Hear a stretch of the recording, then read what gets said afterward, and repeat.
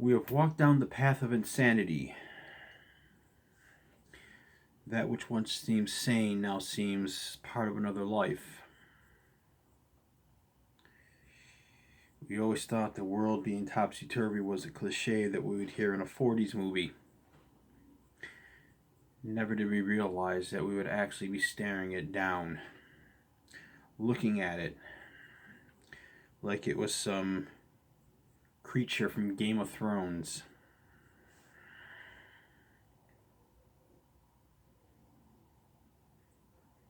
We sit and we gaze upon what's in front of us and we wonder, how do we get ourselves out of this mess? How do we find the path that is going to take us out of here?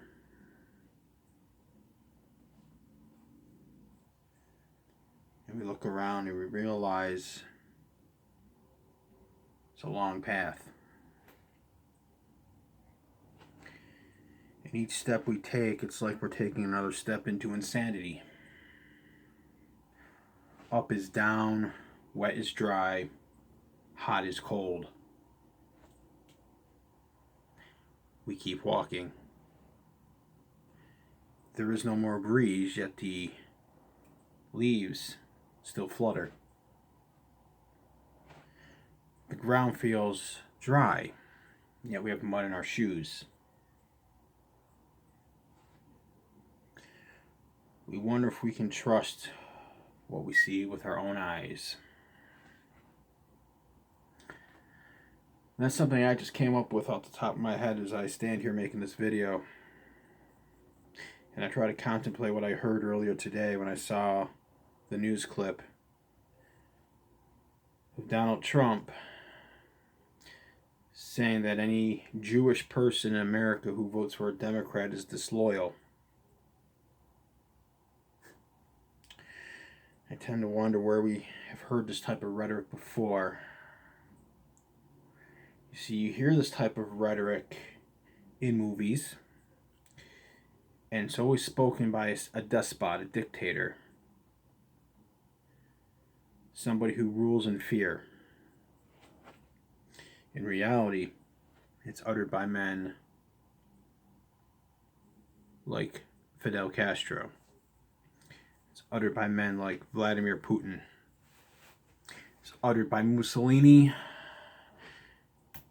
It's been uttered by every man who considered himself more of a czar than an elected leader. I think about Trump saying that today, and I think about how last week we had the Proud Boys. I don't know what the hell they have to be proud of. They're a joke. They're an embarrassment to humanity. They made their protest in East Rochester, New York. African American kids walking down the street. Guy sprays them with a hose, proudly proclaiming he's KKK. City of Rochester's had an issue with hate crimes lately. And I try to ask myself, do I ever remember this in my lifetime making the news the way it did? Is it that Trump has sort of unleashed a demon? Is it that the news outlets now are seeking these stories? They've always been there. I tend to think of that Trump has unleashed a demon. You never used to see them march without their masks. Now they do it proudly. They put it in their social media handles. Any Jew who votes Democrat is disloyal. See, that's the type full of hateful rhetoric that has been the hallmark of Trump's entire reign. I'm not calling it a term, I'm calling it a reign, because it's been a reign of terror. And you ask yourselves, how do we end this? How do we make America what it once was? An imperfect country. You see, make America great again, that's just rhetoric.